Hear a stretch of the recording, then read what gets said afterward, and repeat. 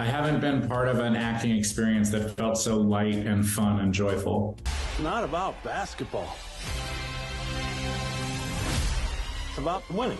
Sometimes it's hard, and it has to be if you're doing a lot of jobs or it's complicated material. I found this to be such an ensemble where so many people are carrying the weight that you were able to feel a little less, I was able to feel a little less scared.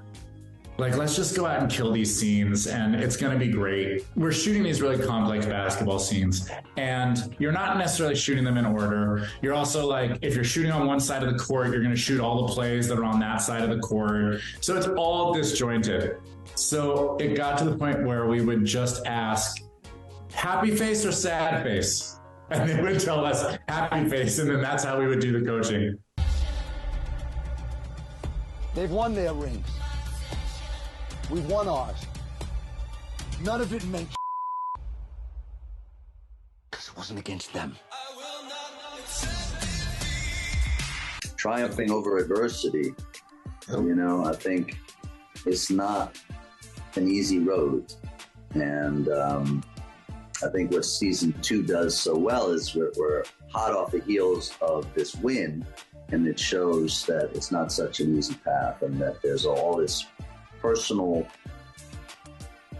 stuff for everyone to overcome. And, you know, Magic obviously has injuries and many personal challenges. And whether they're winning or losing, they're becoming really, like, they became this fast break team, but they really are becoming the Lakers as we know it and changing the face of basketball as we know it. Win on 3. 1, 2, 3, win! That is what I'm talking about. You know, I'm already someone who's very similar to Jerry Buss in a lot of ways in terms of being an optimist, dreaming big, believing that anything can happen, you know, but I'm also, I don't have the swagger that he has or the confidence that he had. So what it reminded me was, like, anything really is possible. This guy proved it. There were so many things that were so unlikely in his life, but just through sheer willpower and belief in himself, he pulled it off. How about this for a headline? The greatest who ever lived. This damn Celtic.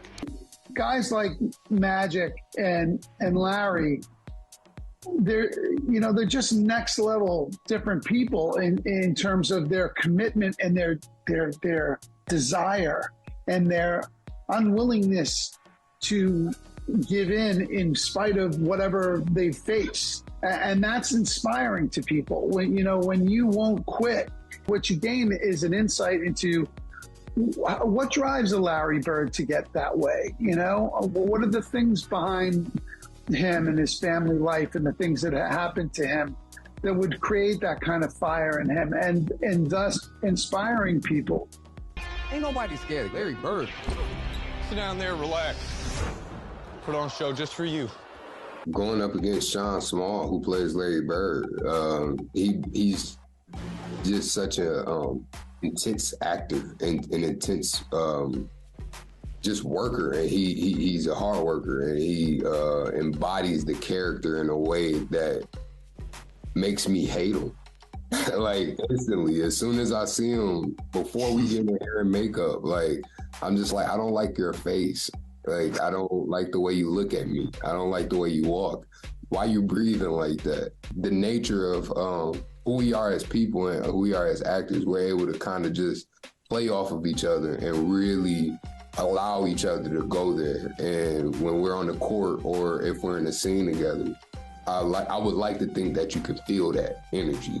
Anytime I'm on court versus Magic or Kareem or any of those guys, because I just kind of sent it this season in terms of just going for it. I wouldn't want to be anywhere close to the Lakers when I was on set, and just when I would make sure that I'm trash talking them the whole time.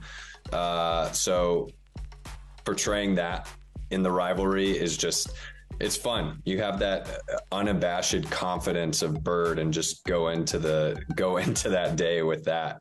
When Kareem breaks the scoring record, it's this looking at the way his teammates responded was really sweet. You could tell they all were really, really touched. I think they interviewed one of the players, and everybody there was a specialness about that moment that everybody was feeling. And, his parents come down. So, it was like the pressure to reach that goal, all that thing, just kind of all that spilling out at the same time. In 2010, my brother and I got to go to the Lakers Celtics finals at Staples, and my brother's a huge Celtics fan. I'm a huge Lakers fan, and so I think about that a lot when we're filming this.